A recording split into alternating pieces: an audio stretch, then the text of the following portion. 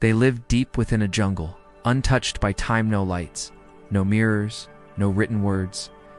Yet they moved with perfect grace, stepping over thorns. Sensing animals before they arrived, walking through darkness without fear or hesitation. Outsiders called them blind, but they were not. They saw the world in a way science could not measure, in ways lost to the modern world. This was the tribe that could see without eyes. Explorers who stumbled into their lands were stunned. Children played beneath dense canopy without ever bumping into branches. Elders walked through thick mist, never once losing their way. When asked how they navigated, they simply smiled and pointed to their chest, not their eyes. They didn't see with sight. They sensed with soul. There was a researcher who once stayed for months, trying to understand their gift. He wore night vision tools. They wore nothing but silence. Still, they found their way faster than he could. They could feel movement behind them, hear the emotion in silence, touch the presence of a creature nearby without sound. One night, the researcher blindfolded himself, hoping to learn, wandered off, path stumbled, panicked. A young girl from the tribe took his hand and guided him back without ever opening her eyes.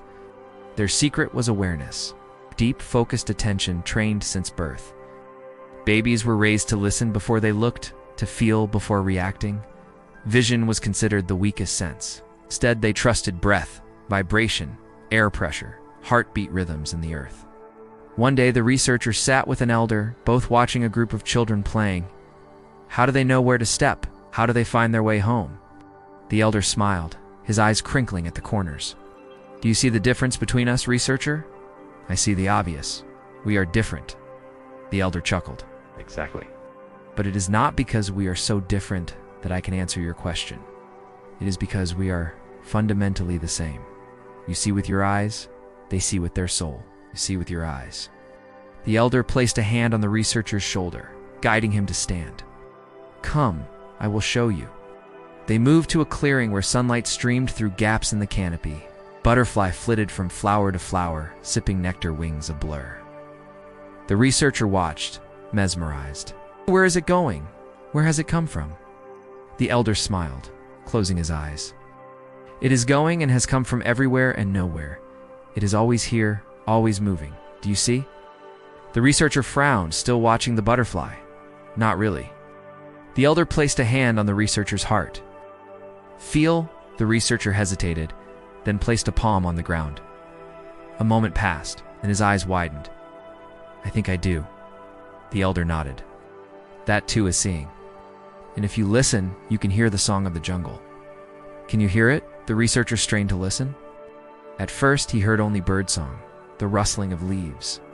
Then, very faintly, he began to perceive a deeper rhythm pulsing beneath the sounds of the forest, a heartbeat shared by all.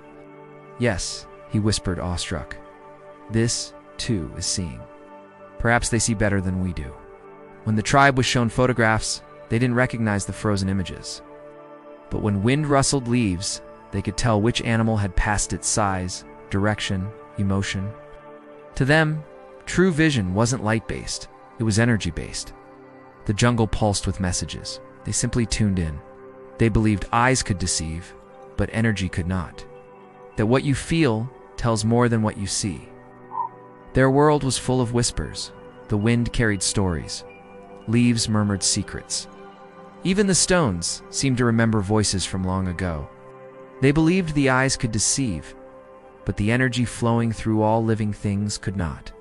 What you feel, they said, is far more real than what you see. As the researcher spent more time with the tribe, he began to understand their way of seeing. Didn't rely on visual signs like written words or painted symbols. Their understanding was intuitive, based on feeling the energy around them. When someone approached, they could sense their emotions, intentions, even their memories, through the energy they emitted. This allowed them to navigate without maps, communicate without words, and heal without medicine. He noticed that the tribe members never argued. If someone felt upset, others would sense it and offer support. There were no misunderstandings because their energy connected them. When the researcher asked about this, an elder explained, "We may be different on the outside, but inside, we are all one. If something troubles your heart, it troubles ours too. We help each other because it is in giving that we receive. He learned that the tribe members could also heal themselves and others by manipulating this energy. When someone was injured, they would place their hands on the wound and the pain would vanish. No medicine was needed. The researcher witnessed this many times and was amazed. One day, the researcher decided to test his own intuition. He closed his eyes and tried to sense the energy around him. At first, he felt only a vague hum. Then he noticed something else, a feeling of sadness near an old tree. He opened his eyes and saw a young girl sitting at its base. She was crying. He sat beside her and asked why she was sad. She told him that she missed her mother, who had died recently. The researcher placed a hand on her shoulder and felt her intense sadness. But he also sensed something else, a strong love between the girl and her mother. He shared this, and the girl looked up surprised. "You feel it too?" she asked. "I do," he replied. "Your mother loves you very much, and you love her." The girl nodded, wiping away a tear. "How did you know?" "Because I could feel it in my heart." The girl smiled, then stood up. "Come," she said, taking his hand. "I will show you something." She led him to a small clearing where the other tribe members were gathered. "Can anyone see?" the researcher asked. "We all can," came a voice from the crowd. It was the leader. "We all can feel the energy around us. It is how we connect." The researcher looked at the tribe members and realized they were all connected by an invisible thread of love, compassion, and understanding. He spent the next several months learning from the tribe, immersing himself in their culture and way of life. He learned that their ability to see without eyes was not a gift, but a way of life, a way that all humans once saw the world, but had forgotten. As the time came for him to leave, the tribe gifted him with a necklace made of beads from the jungle, each one representing a different aspect of their way of life. When he put it on, he felt a surge of energy flow through him. He knew that he would never forget the lessons he had learned from the tribe. Back in his own world, the researcher struggled to reconcile his scientific training with what he had experienced. He couldn't explain the tribe's abilities using the laws of physics, but he didn't need to. He had seen with his soul and understood that there was more to the universe than what met the eye. He began sharing his experiences with others, hoping to inspire them to explore their own intuitive abilities. Some people dismissed his stories as fantasy, but others listened with an open mind. The researcher continued to search for answers, traveling to remote places and studying ancient texts. He never forgot the tribe that could see without eyes. They had shown him that the universe was full of wonders, and that the human soul was capable of extraordinary things.